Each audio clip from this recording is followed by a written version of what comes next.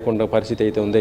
ఇక ఎన్టీఆర్కి జరిగినటువంటి గాయాలకు సంబంధించినటువంటి అంటే దానికి సంబంధించిన ఫొటోస్ కూడా మళ్ళీ మీడియా కూడా రిలీజ్ చేసే అవకాశం ఉంది. ఎందుకంటే ప్రస్తుతం ఎన్టీఆర్ కూడా దీనిపైన కూడా స్పందించే అవకాశం ఉంది. ఎందుకంటే గతంలో కూడా తనకు జరిగినటువంటి యాక్సిడెంట్కి సంబంధించి అంటే ఎన్నికల ప్రచారంలో ఒకసారి, ఆ తర్వాత గతంలో షూటింగ్లో జరుగుతున్నటువంటి సమయంలో కూడా జరిగినటువంటి ప్రమాదాలకు సంబంధించి ఎప్పుడప్పుడు కూడా ఆ ఫ్యాన్స్ కూడా ఆయన అప్డేట్ ఇస్తుండేవాడు. ఎందుకంటే ఏదైనా జరిగినా కూడా ఫ్యాన్స్ కూడా చాలా బాధపడుతూ ఇక్కడికి సుదూర ప్రాంతాలకు కూడా వచ్చే అవకాశం ఉంటుంది. కాబట్టి అలా ఎవరు కూడా రాకుండా ఉండటం కోసం ముందు జాగ్రత్తగానే ఆయన కూడా ఒక ప్రెస్ నోట్ కూడా రిలీజ్ చేసే అవకాశం ఉన్నట్టుగానే అయితే చెప్తున్నారు.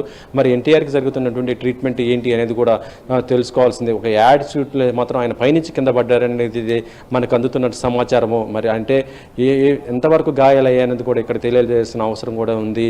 ఇక మరొక వైపు ఎన్టీఆర్ ప్రస్తుతం మొన్ననే ఇటీవలనే వార్ 2 సినిమా షూటింగ్ కూడా సినిమా రిలీజ్ అవ్వటం కూడా మనం చూడటం జరిగింది. ఆ తర్వాత ఇప్పుడు మళ్ళీ కొన్ని ప్రాజెక్టులు ఇప్పుడు ప్రశాంత్ నీల్తో కూడా ఒకవైపు డ్రాగన్ సినిమా షూటింగ్ కూడా ప్రస్తుతం షూటింగ్ జరుగుతున్న పరిస్థితి అయితే ఉంది.